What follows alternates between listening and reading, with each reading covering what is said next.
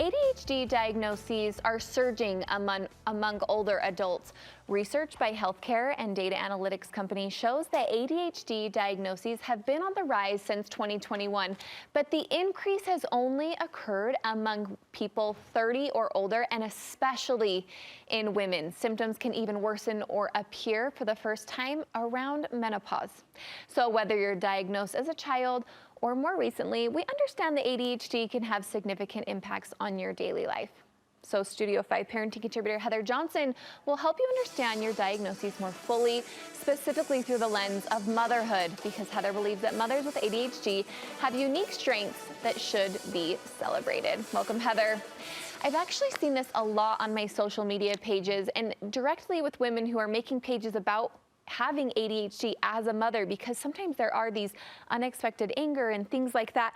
So tell me, what does it mean? How does ADHD manifest differently in adults and women, different than children? So we kind of look at kids, right, and we see them as running around, maybe crazy all the time, can't sit still, that type of thing. When we're looking at adults, especially when we look at women, we're looking at challenges when it comes to time management, right? Not just being on time, but maybe having things to do and having an hour to do them and struggling to get those or understand how to fit those into their life. It's task management, it's restlessness, it can be impulsivity. These are all different than we tend to see it in kids. Right. Also, we kind of look at kids with some of those things and go, oh, well, you're 8, so time management makes sense. But as an adult, a lot of those things that an ADHD brain struggles with are things that are a part of our daily life in raising kids or running a household or having a job. And so it gets in the way. It starts to feel really uncomfortable that we can't get to some of those basic tasks that we think we should be able to. And it goes back to those basic tasks, because it is frustrating when you can't get those things done, but you still have to be a mom and you still have this endless list. This is an interesting question. What about if one parent has ADHD and the other doesn't? Is this more challenging than maybe both having or not having? Yeah, it doesn't have to be, but it can be. And you can see some of the reasons why, right? For example, adults have a hard time when they have ADHD staying attentive or engaged in a conversation. So if you've got one spouse who does have ADHD and one who doesn't, then that ADHD brain is going to have a hard time sticking with a difficult conversation or a parenting conversation or a finance conversation, any of those conversations, where a non-ADHD brain is going to be able to focus easier. That would be a difference. Yeah. There could potentially be conflict when it comes to the division of responsibilities, where, remember, an ADHD brain isn't as equipped at focusing on, I have this routine and these things need done today. So sometimes the spouse that doesn't have ADHD feels like they carry a lot of those responsibilities or those loads because it's easier for them to remember, this is what needs to be done, and then time manage and attend to them. I think the thing to remember, though, is that if there's a difference, and there oftentimes is, there's so much balance and beauty that comes from two parents being different. So there's this complementary kind of thing that happens. All families need to have what we look at as core and balance. Core is stability and security, and balance is novelty and change. And so if you break those down into how brains think, right, where an ADHD brain is going to be really good at bringing the novelty and the change. And a non-ADHD brain is going to bring the stability and the security, the routine. And so when you bring those two parents together, you have everything you need. You have a really great combination. So yes, there's differences, but if we can work through them, they complement each other really, really well. Well, a positive way to look at that, because I think it does feel a little intimidating when you have different points of view, but coming together like that, I love that combination. So say I'm a mom and I've been diagnosed with ADHD. What does that look like for me? So you're going to be in a situation when it comes to parenting where the first thing that tends to take over, and remember, if there's a diagnosis that's later in life, there's a lot of relief that comes, right, when a mom is diagnosed and she can say, oh, well, this makes so much more sense. This is why these things are challenging, or even when I was younger, why these things were hard for me. But there's also this other side which feels kind of uncomfortable, where it's, man, but look at all these things that have been hard that I've missed out on or haven't handled appropriately. And also that worry of, what does this mean in the future? So that's going to be something, especially with a late diagnosis.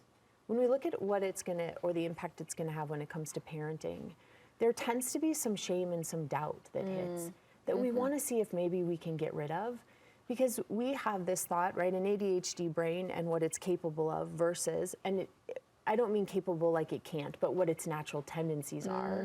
That's a good distinction. Next to what a mom wants to do, there can sometimes be a big gap, right?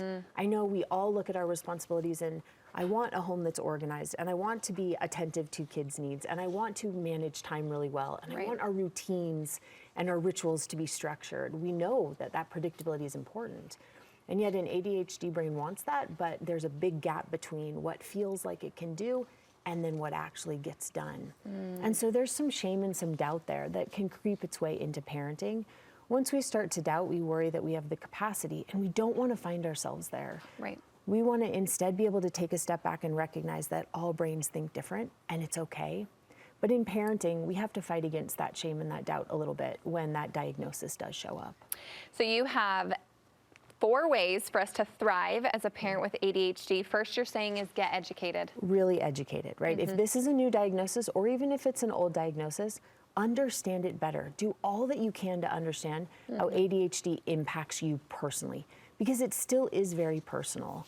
Take a step back, reach out to the resources, get really educated so you know, yeah, it does impact me this way, or maybe I am less or more empathetic, or if time management is a struggle.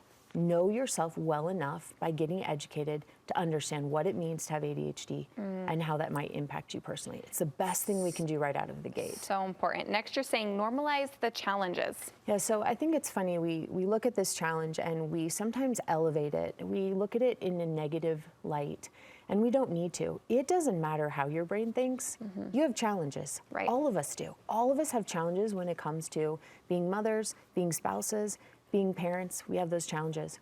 So if we could normalize it, it makes this so much easier to look at it and say, we all have different ways of thinking, whether we want to call them opinions or ADHD or capacity. We have different ways of looking at things. When we normalize it and keep it flat and recognize that everyone is dealing with different challenges when it comes to motherhood and parenting, then my challenges become okay because we all have them together. They just look different. That's it. Where someone might struggle with patience, someone else might have an ADHD diagnosis that means time management is hard. It's okay. We want to normalize it. Normalize it. 2 minutes for the last 2. Celebrate your strengths and support your weaknesses. These seem to help each other out. Yeah, so I think my favorite part of any type of conversation like this is celebrating what is so amazing about the different ways that people do think. And if there's an ADHD diagnosis, it means that you have some pretty unbelievable capacities. You are creative in beautiful ways. You have energy, sometimes energy over the top, that without that right ability in your brain to think that way, that a lot of parents don't have. You have a beautiful flexibility about you that is new and unique to that way of thinking. We want to spend our time celebrating that. Families need that, kids need that. And so if we can celebrate those strengths, then that becomes where our focus is. And we're not so focused on the fact that time management is challenging because we are so busy celebrating that creativity and that flexibility. Even ADHD minds tend to be more empathetic. What if we put our energy into celebrating those strengths instead of focusing on the weaknesses? Yeah. It changes everything, right? It changes everything. And now it's how cool is it that that's the way a person does think? Because look what I can bring to my family or bring to the table as a result of those thoughts. It's a great shift, a great mental shift if we can make it. I love that mental shift. And then support your weaknesses. Yeah, it does leave those things, but again, we all have weaknesses.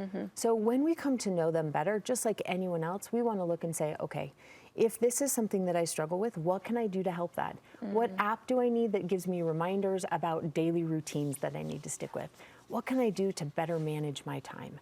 How can I work on staying more organized? Instead of seeing it as bad, we just want to see it as, hey, this is great, a recognition that I have. What are some things that I can do to take what is here and make it what I want it to be instead of seeing it as a negative? It's so good. It's that mental shift. It's the parenting pep talk that we all need if you have been diagnosed with ADHD. Thanks so much, Heather. If you'd like to contact Heather for counseling, you can find her information on her website.